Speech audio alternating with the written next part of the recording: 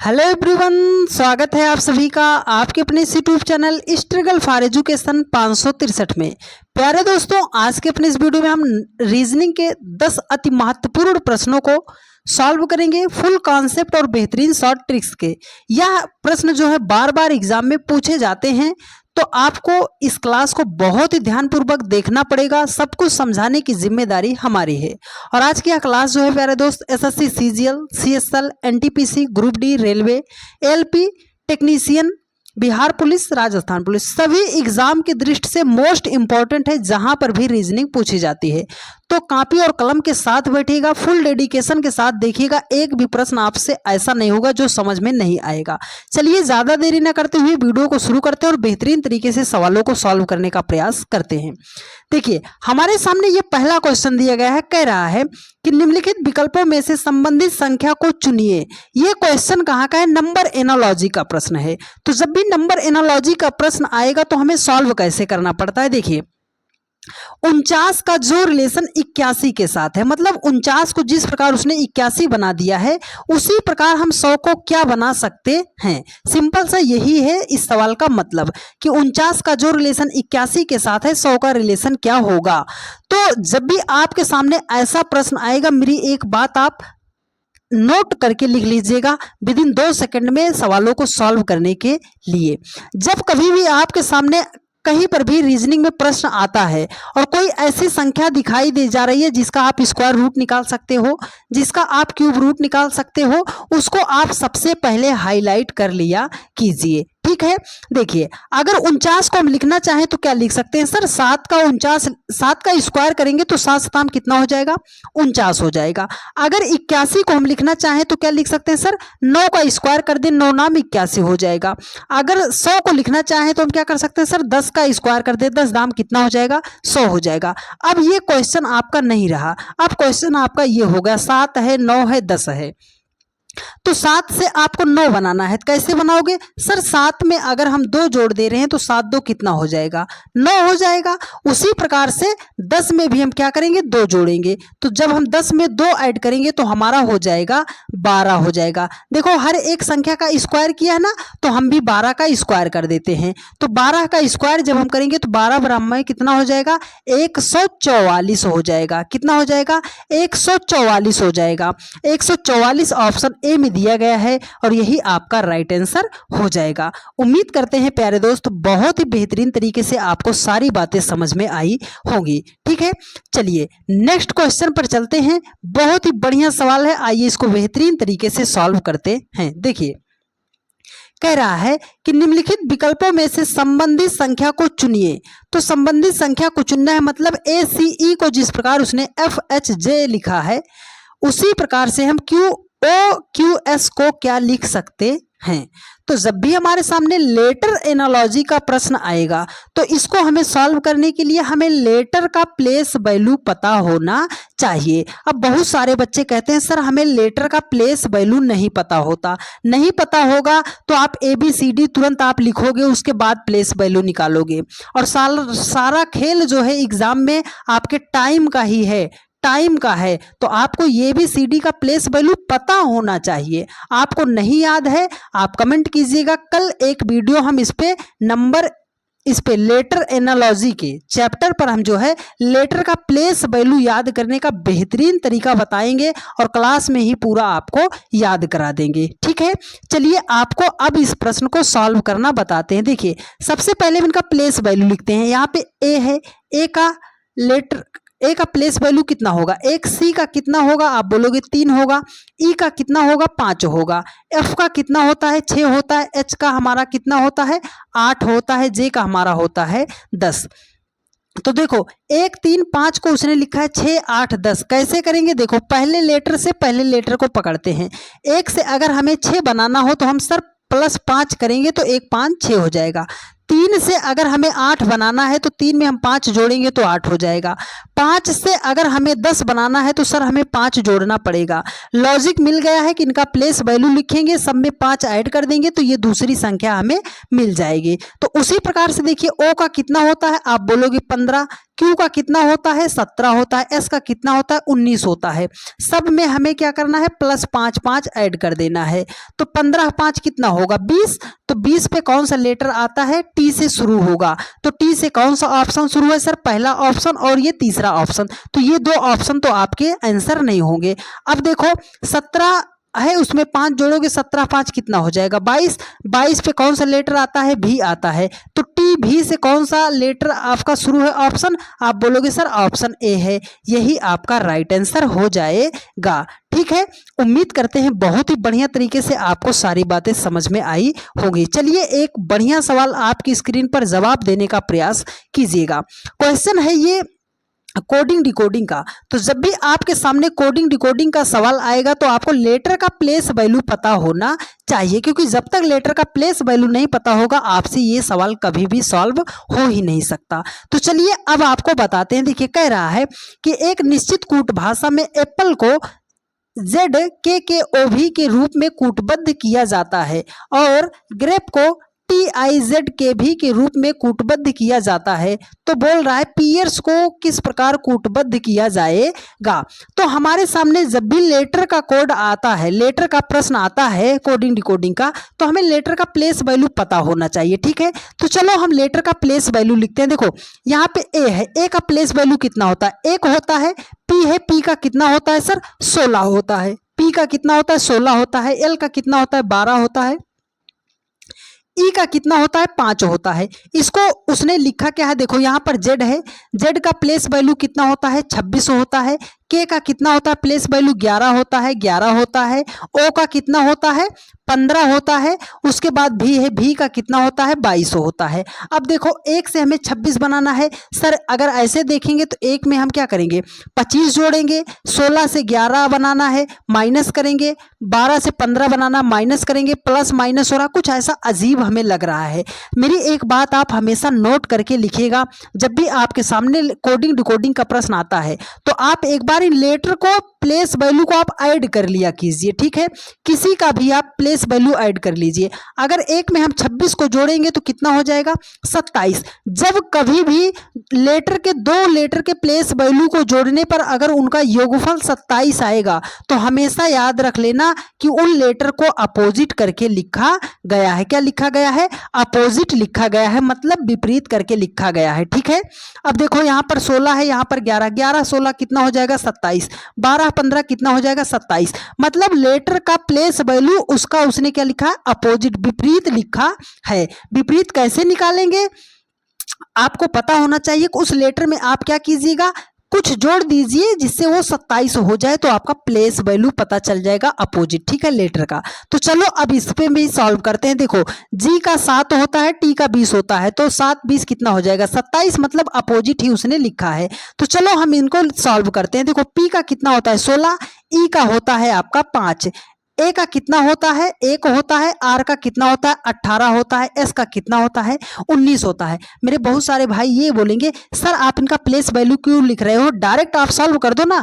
तो बहुत सारे भाई हमारे ऐसे भी होते हैं जिनको लेटर का प्लेस वैल्यू नहीं पता होता, इसलिए हम बार बार इतना लिखते हैं जिससे उनको भी याद हो जाए। तो यदि आपको याद है तो थोड़ा सा पेशेंस आप रखिए। ठीक है, चलिए तो देखो 16 में हम कितना जोड़े कि हमारा क्या हो जाए 27 हो जाए। आप बोलोगे सर 16 में 11 जोड़ देंगे तो हमारा 27 हो जाएगा। 5 में कितना जोड़े सर 22 जोड़ देंगे। 1 में कितना जोड़े सर 26 जोड़ देंगे। 18 में कितना जोड़े सर हम 7 जोड़ देंगे। ओ सॉरी डियर, 18 में कितना जोड़े 9 जोड़ देंगे।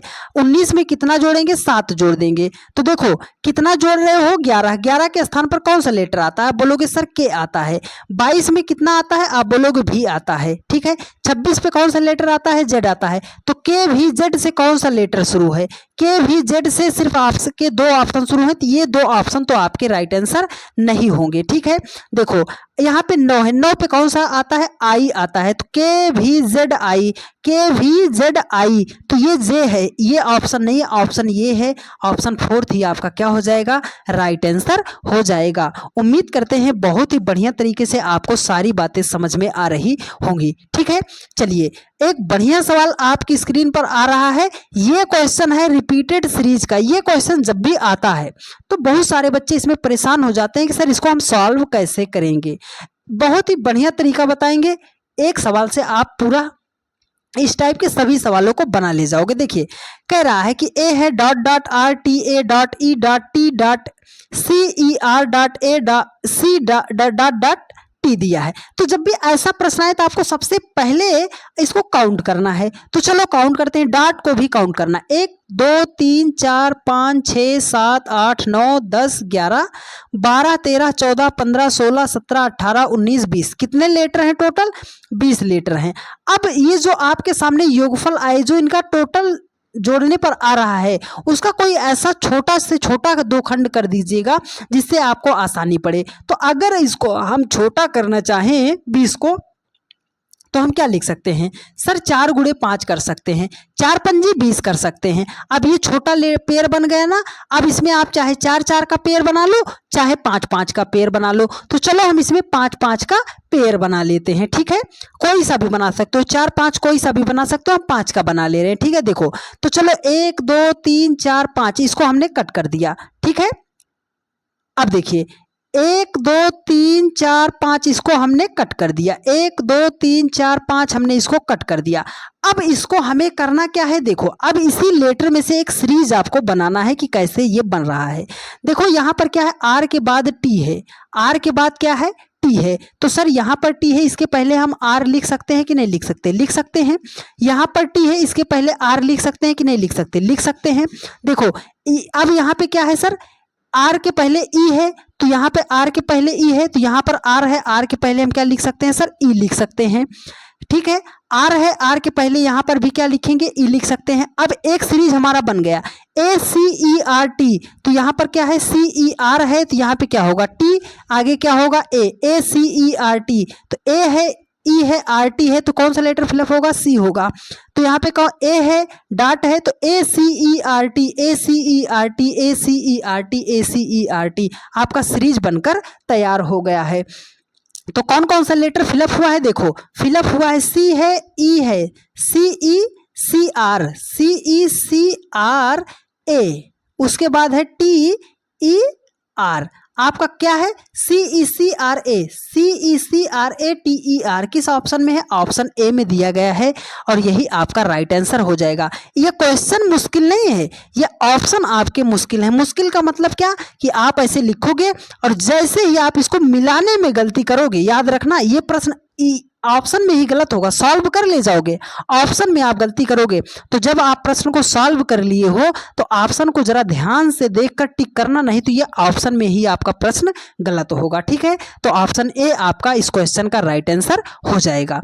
चलिए नेक्स्ट क्वेश्चन पर चलते हैं। देखिए ये क्वेश्चन है नंबर सीरीज का। नंबर सीरीज का क्वेश्चन बहुत ज़्यादा बच्चों को परेशान करके रखता है, लेकिन आपको परेशानी बिल्कुल भी नहीं होने देंगे, मेरी बातों को आप ध्यान से समझिएगा। क्वेश्चन 5 में कह रहा है कि 19 है, 20 है, 24 है, 51 है, 67 है, इस क्वेश्चन मार्क के स्थान पर कौन सी संख्या होगी। तो कैसे फाइंड आउट करेंगे, मेरी एक बात आप हमेशा याद रखिएगा, जब भी नंबर सीरीज के सवालों को आप सॉल्व कर रहे हो, अगर संख्या बहुत नज़दीक नज़दीक दी गई है, पास पास की दी गई है, तो हमें डिफरेंस लेके सवाल को सॉल्व करना है।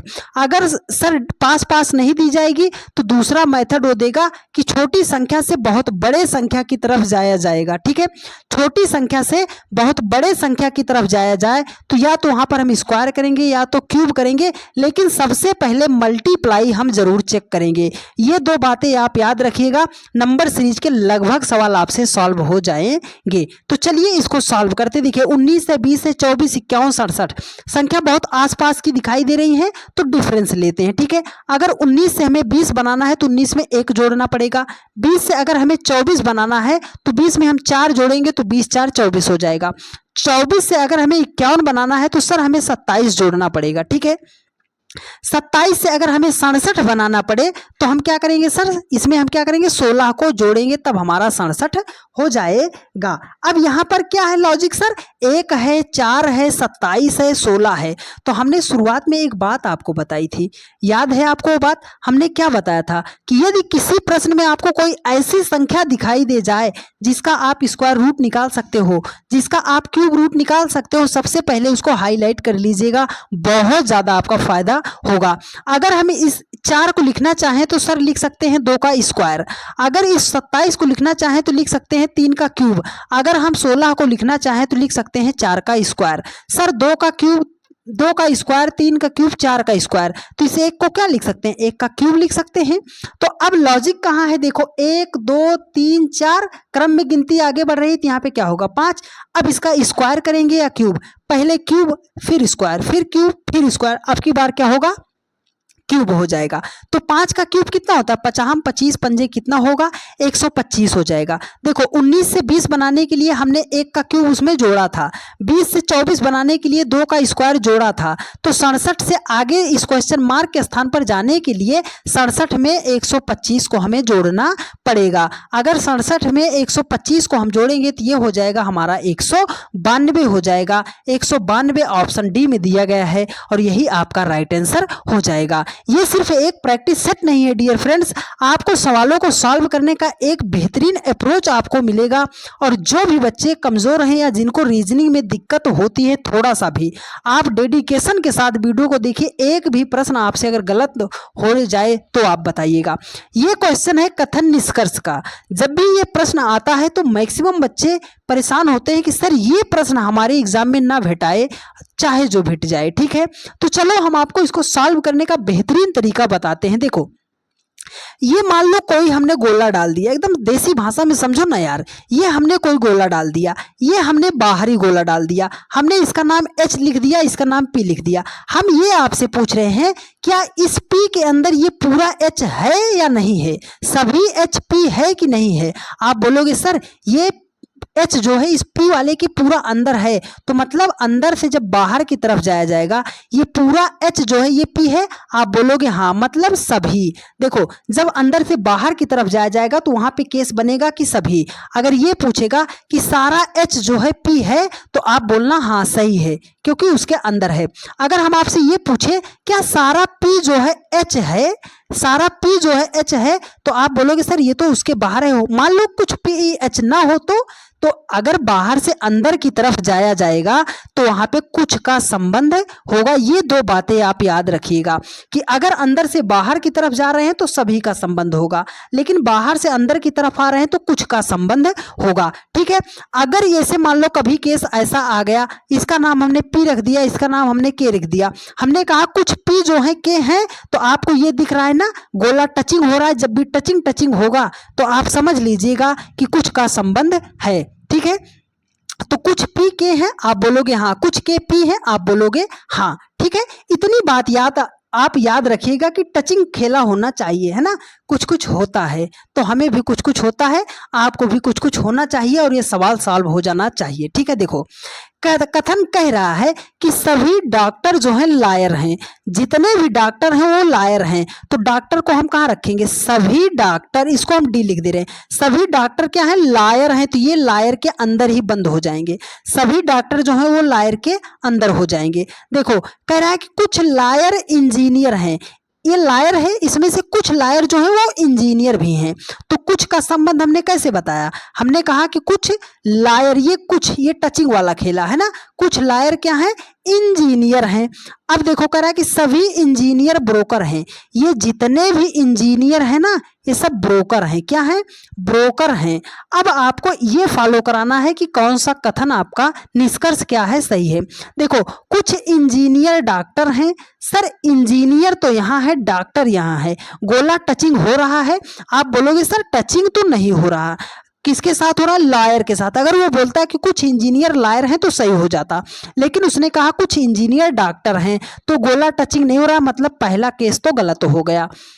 दूसरा कह रहा है कि कुछ ब्रोकर लायर हैं, कुछ ब्रोकर लायर हैं, तो देखो ये गोला टचिंग हो रहा है ना, टचिंग हो रहा है? सर टचिंग हो रहा है तो हमने सही कर दिया। कुछ ब्रोकर डॉक्टर हैं, कुछ ब्रोकर डॉक्टर हैं, गोला नहीं मिला तो कट कर देंगे। अगला देखो, कुछ लायर डॉक्टर हैं। सर कुछ लायर डॉक्टर हैं, आपने अभी तो बताया था बाहर से अंदर की तरफ जाएंगे तो कुछ का संबंध होता है। तो ये देखो, पहला हो गए, दूसरा हो गए, तीसरा हो गए, चौथा। तो सही कौन कौन सा है? दूसरा और चौथा, मतलब दूसरा और चौथा अनुसरण करता है। तो ये देखो ऑप्शन बी में है कि केवल 2 और सेकंड और फोर्थ जो है अनुसरण करते हैं, इसलिए ऑप्शन बी आपका राइट आंसर हो जाएगा। उम्मीद करते हैं प्यारे दोस्त बहुत ही बेहतरीन तरीके से आपने सारी बातों को सीखा होगा। ये भी एक बहुत ही बढ़िया सवाल है, इसको भी बच्चे बहुत ज़्यादा परेशान होते हैं इसको सॉल्व करने में। ऐसा बेहतरीन तरीका बताऊंगा प्यारे दोस्त कि अगर आज के बाद आपसे ये वेन आरेख का प्रश्न गलत हो जाए तो आप बताइएगा। देखिए, कह रहा है कि सही वेन आरेख का चयन कीजिए। तो इसमें हाँ देखो, इसका ग्राफ यहाँ है, ध्यान से समझ लीजिएगा, ठीक है। बहुत सारे बच्चे इसको क्या करते हैं, ऑप्शन से सॉल्व करते हैं, और जैसे ही आपने इसको ऑप्शन से सॉल्व करने का प्रयास किया, आपका क्वेश्चन कहीं ना कहीं गलत जरूर हो जाएगा। सर गलत हो जाएगा तो यहाँ से हम कैसे सॉल्व करेंगे? लॉजिक बता रहे हैं, अप्लाई आप कीजिएगा, ठीक है। देखिए, राजा है, पिता है, रानी है, तो आप ये बताओ क्या दुनिया में जितने भी राजा हुए हैं वो सब पिता हुए हैं? तो आप बोलोगे सर इतिहास में बहुत सारे ऐसे राजा हुए जो कभी पिता बन ही नहीं पाए हैं, मतलब सारे राजा जो होते हैं वो पिता नहीं हो सकते हैं। अगर ये बताओ, हम कह रहे हैं कि सारे पिता क्या रानी होती हैं? आप बोलोगे सर आप ऐसी काहे उल्टी सीधी बात कर रहे हो, पिता रानी कैसे हो सकती हैं? रानी तो फीमेल है, पिता हमारे मेल हैं, तो मतलब रानी तो अलग हो गई। अब ये बताओ क्या सारी रानियां जो होती हैं वो पिता होती हैं? आप कहोगे नहीं सर रानी अलग है, पिता अलग है। अब यहाँ से देखो, क्या सारे पिता जो होते हैं वो राजा होते हैं? आप बताओ क्या सारे पिता राजा होते हैं? तो आप अपने पिताजी को ले लो, आपके पिताजी हैं ना, क्या वो राजा हैं? राजा का मतलब ऐसे नहीं कि हमारे पिताजी को हम राजा बोलते हैं या हम अपने बेटे को राजा बोलते हैं, वो वाला राजा नहीं, किंग वाला राजा। क्या सारे पिता राजा होते हैं? तो आप बोलोगे नहीं सर सारे पिता राजा नहीं होते हैं। देखो, लेकिन कुछ पिता राजा होते हैं और कुछ राजा पिता होते हैं, तो राजा और पिता में क्या हो जाएगा, कुछ का संबंध हो जाएगा। लेकिन रानी तो हमारी दूर ही दूर क्या कर रही हैं, भाग रही हैं ना, रानी हमारी दूर ही दूर भाग रही हैं। तो ऐसा किस ग्राफ में आपको दिख रहा है? आप बोलोगे सर ऑप्शन बी में दिख रहा है, पिता और राजा में तो कुछ का संबंध है, लेकिन रानी तो हमारी अलग ही नखरे हैं इनके, ठीक है। चलिए, तो उम्मीद करते हैं आपने बहुत ही बढ़िया तरीके से समझा होगा। एक बेहतरीन सवाल फिर से आ गया कोडिंग डिकोडिंग का, इसका जवाब आप देने का प्रयास कीजिएगा। देखिए, कह रहा है कि एक निश्चित कूट भाषा में ब्लिस को 56 लिखा जाता है और फोर्ड को 39 लिखा जाता है, तो उस भाषा में टेंट को कैसे लिखा जाएगा? तो वही प्रक्रिया सर, लेटर का प्लेस वैल्यू हमें पता होना चाहिए। तो आइए लिखते हैं। देखो, बी का कितना होता है सर? 2 होता है, एल का होता है 12, आई का होता है 9, एस का होता है 19, 2 बार है एस, इसलिए हमने लिख दिया। अब हमें 2 12 9 19 19 से हमें 56 बनाना है, तो क्या करें, एक बार चलो ऐड कर कर देखते हैं। सर 2 + 12 + 9 + 19 + 19, 19 दूना कितना हो जाएगा 38, 38 12 आपका हो जाएगा 50, 50 2 52, 52 9 कितना हो जाएगा 61 हो जाएगा। कितना हो जाएगा 61 हो जाएगा। सर उसने तो 56 लिखा है, 56 लिखा है, अगर 61 से हमें 56 बनाना पड़े तो हम कैसे बनाएंगे? सर इसमें से 5 माइनस कर देंगे तो हमारा हो जाएगा 56 हो जाएगा। चलो फोर्ड को देखते हैं क्या लिखा गया है। फोर्ड का एफ कितना होता है 6 होता है, आर होता है, ओ होता है हमारा 15, आर होता है 18, डी होता है 4। सबको हम क्या कर दें, ऐड कर दें।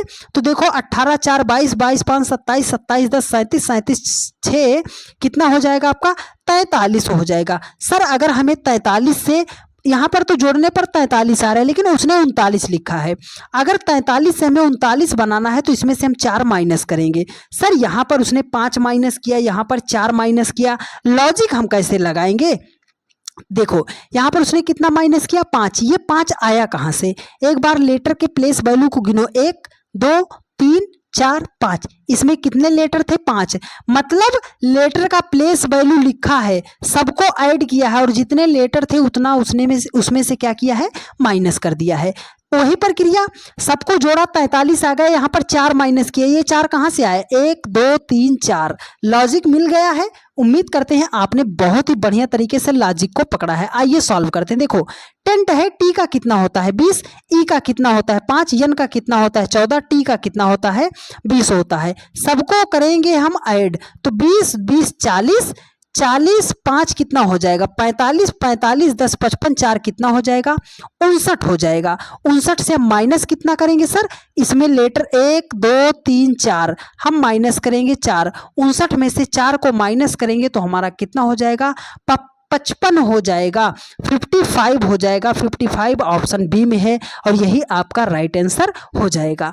ठीक है, चलिए, यदि आपने अभी तक भी चैनल को सब्सक्राइब नहीं किया है, आप सभी लोग यार भूल जाते हो चैनल को सब्सक्राइब करने के लिए, तो आप सभी लोग चैनल को सब्सक्राइब कर लीजिए, अपने अन्य सभी दोस्तों के पास वीडियो को शेयर कर दीजिए। आपने अभी तक लाइक नहीं किया, हम कभी भी किसी भी वीडियो में ये नहीं बोलते कि आप सभी लोग वीडियो को लाइक कीजिए, तो आप वीडियो को लाइक करना ही भूल जाते हो। चलो आज से हम भी बोलेंगे कि वीडियो को आप लाइक कर दिया कीजिए। ठीक है, तो यदि आप चैनल पर नए हैं तो चैनल को सब्सक्राइब कीजिए, वीडियो को लाइक कीजिए, अपने उन सभी दोस्तों के पास वीडियो को शेयर कर दीजिएगा। ठीक है, चलिए अब नेक्स्ट क्वेश्चन पर चलते हैं। देखिए अगला क्वेश्चन है, ये क्वेश्चन है डायरेक्शन टेस्ट का। जब भी प्रश्न आता है तो ये सिर्फ देखने में बड़ा होता है, बेहद ही आसान प्रश्न होता है, ये बेहद ही आसान प्रश्न होता है। एसएससी सीपीओ 2022 में मॉर्निंग शिफ्ट का क्वेश्चन है। आइए इसको बेहतरीन तरीके से निपटाते हैं। देखिए जब भी आपके सामने डायरेक्शन टेस्ट दिशा परीक्षण का प्रश्न आएगा तो आपको मेरी एक बात हमेशा याद रखना है। देखो दिशा की बात करेगा तो दाएं हाथ, मान लो आप यहाँ खड़े हो, इधर को मुंह किए हो, तो जिधर को मुंह किए हो उधर क्या है, उत्तर है। क्या है, उत्तर है। उत्तर को हम क्या बोलते हैं, नॉर्थ बोलते हैं। उसके दाहिने हाथ की तरफ क्या होगा, हमारा पूरब होगा, उसे हम बोलते हैं ईस्ट बोलते हैं। पीठ पीछे क्या होगा, हमारा दक्षिण होगा, उसे हम साउथ बोलते हैं। बाएं हाथ की तरफ क्या होगा, पश्चिम होगा, उसे हम वेस्ट बोलते हैं। ये दिशा आपको पता होनी चाहिए। अगर आप कोई एक सेंटर मानना, अगर वो बोलेगा पूर्व दिशा की ओर जाता है तो पूरब, उससे आप किधर जाना, दाएं तरफ जाना। यही सेंटर पे खड़े हो, वो बोल रहा है कि पश्चिम दिशा की तरफ जाना है, तो फिगर बनाते वक्त आपको इस दिशा में जाना है। अगर वो बोल रहा है उत्तर की तरफ, तो ऊपर की तरफ जाना। इतनी बात आपको पता होनी चाहिए, सवाल आपका 100% सॉल्व हो जाएगा। देखो ये कितने डिग्री का एंगल बन रहा है, 90 डिग्री का एंगल बन रहा है। ठीक है, चलिए अब सवाल को सॉल्व कर लेते हैं। देखो कह रहा है कि नेहा अपने घर से निकलती है और दक्षिण की ओर 51 मीटर चलती है। मान लिया ये हमारी नेहा है। ठीक है, ये नेहा है, ये बोला दक्षिण की ओर। दक्षिण की ओर यहीं पर खड़े हो, किधर जाओगे, दक्षिण। हमने देख लिया सर कि नीचे की तरफ जाएंगे दक्षिण। ठीक है, कितना जाएंगे, 51 मीटर जाएंगे। वो बोल रहा है कि और फिर बाएं मुड़कर 44 मीटर चलती है। देखो उसका मुख ये इधर नीचे की तरफ आ रहा है, तो उसका मुख आपके विपरीत है, तो जो आपका बायां होगा वो उसका दायां होगा। वो बोल रहा है कि वो अपने बाएं मुड़ती है, तो आपका बाएं इधर है लेकिन उसका बायां किधर होगा, इस दिशा में होगा, तो हमने उसको बाएं मोड़ दिया और कितना चला दिया, 44 मीटर चला दिया। ठीक है, अब वो यहाँ पे आ गई। अब वो फिर बाएं मुड़ती है और 83 मीटर चलती है। अब बाएं किधर मुड़ेगा, अब तो आपके समकक्ष है, आप मोड़ दो। 83 मीटर चल दी, वो यहाँ पे आके पहुंच गई। कितना, 83 मीटर चल दी, वो यहाँ पे आके पहुंच गई है। जो अब उसके, हाँ, वह उस खंभे से कितनी दूर है, जो अब उसके घर से ठीक 32 मीटर उत्तर में है। उसका घर यहाँ पर था, इसके घर के 32 मीटर उत्तर में वो खंभा है। उसके घर से 32 मीटर उत्तर में यहाँ पर वो खंभा लगा हुआ है। ठीक है, वो पूछ रहा है कि इस खंभे से उसकी निकटतम दूरी कितनी है। ये यहाँ पे है लड़की, खंभा यहाँ पर है, दूरी ज्ञात करना है। ठीक है, तो देखो इसको आप देख लो, तो 32 और 51 कितना हो जाएगा, अगर जोड़ोगे तो 83 हो जाएगा। और ये इधर कितना गई है, 83 ही गई है, लेकिन हमें ये दूरी बताना है। तो जब ये दोनों दूरियां बराबर हैं तो ये कितना है, 44, तो ये भी कितना आ जाएगा, 44 मीटर आ जाएगा। मतलब वो उस खंबे से कितना दूर है, 44 मीटर दूर है। 44 मीटर ऑप्शन बी में दिया गया है और यही आपका राइट आंसर हो जाएगा। आज का सबसे लास्ट सवाल और सबसे बेहतरीन सवाल आपकी स्क्रीन पर। लुप्त संख्या का ऐसा प्रश्न जब भी आता है तो बहुत सारे बच्चे परेशान हो जाते हैं, वो समझ नहीं पाते हैं, दुनिया भर का लॉजिक लगा लगा के परेशान हो जाते हैं एग्जाम हॉल में, पर उनसे ये प्रश्न सॉल्व नहीं होता। मेरी बातों को आप गौर कीजिएगा, आज के बाद आपका प्रश्न कभी भी गलत नहीं होगा। देखिए कह रहा है कि लुप्त संख्या ज्ञात कीजिए। 4 है, 3 है, 1 है, 5 है, 4 है, 2 है, 89 है, 43 है, क्वेश्चन मार्क के स्थान पर संख्या फाइंड आउट करनी है। तो जब भी आपके सामने अब ऐसा कभी भी प्रश्न आए, मेरी 2 बातें आप हमेशा याद रखिएगा।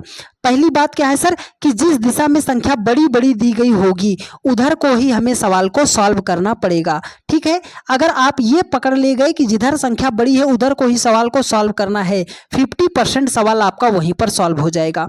और दूसरी बात क्या है सर, हमने आपको बताया ना कि जब भी छोटी छोटी संख्या से बड़े संख्या की तरफ जाया जाए तो या तो वहां पर हम स्क्वायर करेंगे या तो वहां पर क्यूब करेंगे। ये 2 बातें आप मिसिंग नंबर के सवालों को सॉल्व करते वक्त हमेशा ध्यान में रखिएगा। आइए अब अप्लाई करते हैं सवाल पे। देखिए सर 4 है, 3 है, 1 है, 5 है, 4 है, 2 है, 89 है, 43 है। संख्या किधर बड़ी दिख रही है सर? 89, 43 इधर बड़ी दिख रही ना, तो इसको इस रो में हमें सॉल्व करना है। 4 और 5 से हमें 89 बनाना है।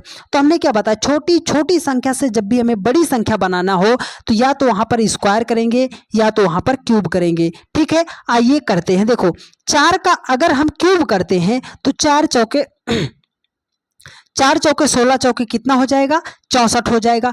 64 से अगर हमें 89 बनाना है तो 64 में हमें जोड़ना पड़ेगा 25। ये 25 आएगा कहाँ से सर? इसी 5 का अगर स्क्वायर हम कर दे रहे हैं तो ये 25 हो जाएगा। देखो ऊपर वाली संख्या का क्यूब करो तो 3 का क्यूब कितना हो जाएगा? 27, और इस वाली संख्या का स्क्वायर 4 चौके 16 हो जाएगा। 27 में अगर हम 16 जोड़ेंगे तो हमारा कितना हो जाएगा? 43 हो जाएगा। सर उसने 43 ही तो लिखा है। लॉजिक मिल गया ना, मतलब ऊपर वाली संख्या का क्यूब कर दो, नीचे वाली संख्या का स्क्वायर। 1 का क्यूब करोगे आपका 1 ही आएगा, 2 का स्क्वायर करोगे तो 2 दूना कितना हो जाएगा? 4। दोनों को जोड़ो तो 4 1 कितना हो जाएगा? 5। 5 ऑप्शन डी में दिया गया है और यही आपका राइट आंसर हो जाएगा। कितना बेहतरीन तरीके से आपने सवालों को सॉल्व करना सीखा है। यदि आपको सारी बातें समझ में आई हैं और आप चैनल पर नए हैं तो चैनल को तुरंत आप सब्सक्राइब कर लीजिए। वीडियो को अपने उन सभी दोस्तों के पास शेयर कर दीजिए जिनको भी रीजनिंग में दिक्कत होती है। एक प्यारा सा कमेंट करके आप जरूर बताइएगा कि आप इस वीडियो को किस जगह से देख रहे हैं। ठीक है, आप कहां से देख रहे हैं इस वीडियो को, और यह भी कमेंट करके बताइएगा क्या आपको सारी बातें समझ में आई हैं या वीडियो से आपको कितना ज़्यादा सीख मिला है। मिलते हैं आप लोगों से नेक्स्ट वीडियो में। धन्यवाद।